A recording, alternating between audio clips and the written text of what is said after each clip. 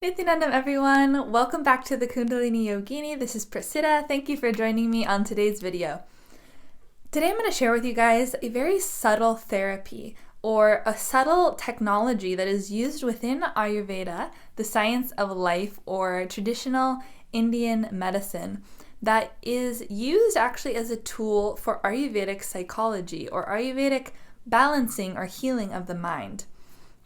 Color therapy, which you might have heard of more in the modern day as well, actually originated in Ayurveda, and it is used as a tool and has been used as a tool to help balance the mind through perceiving of certain colors which affect our moods and our emotions. Color is directly related to our sense of sight. Through the eyes, through that sensory perception, we take in the world around us. And colors have a major effect on our impressions, the impressions our mind gets from what we perceive. And so if you just take a quick example of some neon or bright colors that are kind of unnatural, they're going to have a tendency to imbalance our mind through that intense stimulation. One of the most straightforward and easy ways to use color therapy is by using it to balance the biological humors or the doshas, Vata, Pitta, and Kapha. So Vata, for example, is a very cold and dry biological humor, right? So biological energy. And so to balance Vata, we want to bring in warm, soft, and nourishing colors like reds, orange, gold, yellow, and even like a white, like light whites. These colors are going to help to be like a natural calmer for the Vata energy, which is already really anxious and high strung. And so those colors are like a nourishment to the Vata energy.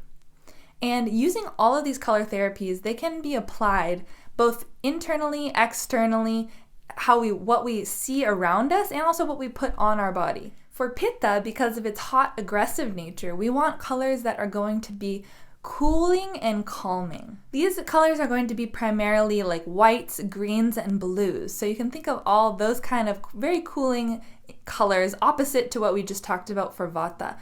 And really what we should mention here too is to avoid neon colors, because any unnatural colors are going to like imbalance and derange the Pitta energy, which is already very fiery and sharp. Kapha is going to do best with colors that are warm and dried to counterbalance its moist and heavy nature. So we want to think about colors similar to Vata, like the warm tones of red, oranges, and yellows and golds, but in a more transparent or clear nature that are going to be like lighter on the eyes. Any really heavy and dark and dull colors are going to be what we do not want to have for Kapha. We can also think about colors in the way that they affect our mind, or the doshas of the mind, which are sattva, rajas, and tamas. And they're going to be very similar to what we just talked about with the doshas. But overall, I'll just give you a few pointers. We won't go too deep into this, but satvic colors, the most satvic color is actually white. So you'll often see spiritual communities, spiritual people wearing white. Even me, I love wearing white, and I've always been drawn to it since I was a kid, because it's that color of purity and complete balance. And then there's the very bold color that's used throughout Hinduism, especially, that you'll see all monks wearing, which is the color of saffron, right? We call it as the sannyas or kavi color. And it's sometimes this orange or rust orange color. This is also considered a powerful color because it embodies fire. It embodies that tejas, or this life force energy that is this flame that is inside of us that gives us energy. So if you have those intentions as well, you can use colors in that way. But overall, rajasic and tamasic colors, which is something we don't want to have with us because they'll upset our mind, think about unnatural colors and unnatural patterns. We really want to go towards natural dyes in our clothes, natural colors in the things we decorate our house with, because the mind and the eyes want to perceive nature. And anything else is just like a fake replacement for that. So what I mean by that is like the colors that we see on television are really bright, stimulating, and neon. What this does is it makes us want more, because we're not getting the natural colors from the outside world and actual nature where they exist.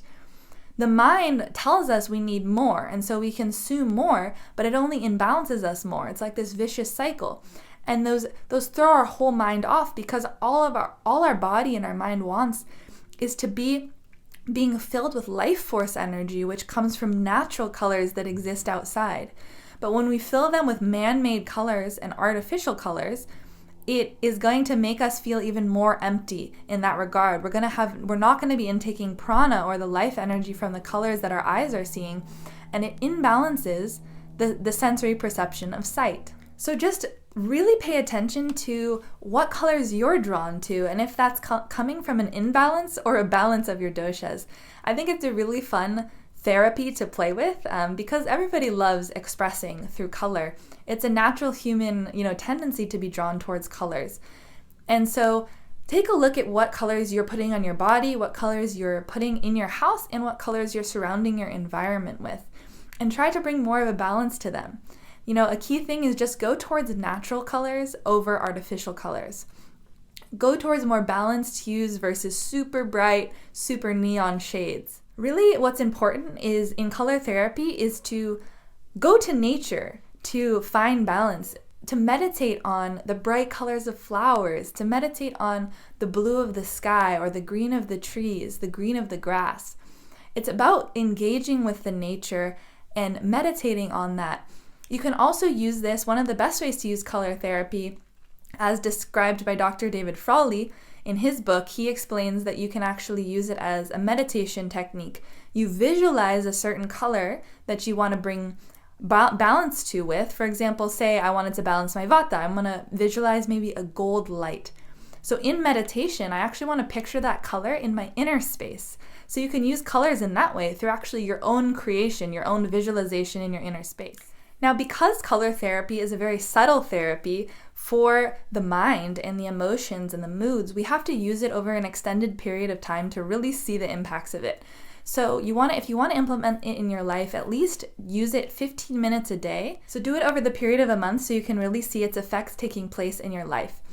Thank you guys for watching this video. I'm really excited to keep making Ayurveda videos for you guys. The next one I'm going to do is about aromatherapy. So stay tuned if you're interested in that, and I will see you guys on the next video. Nithyanandam, everyone.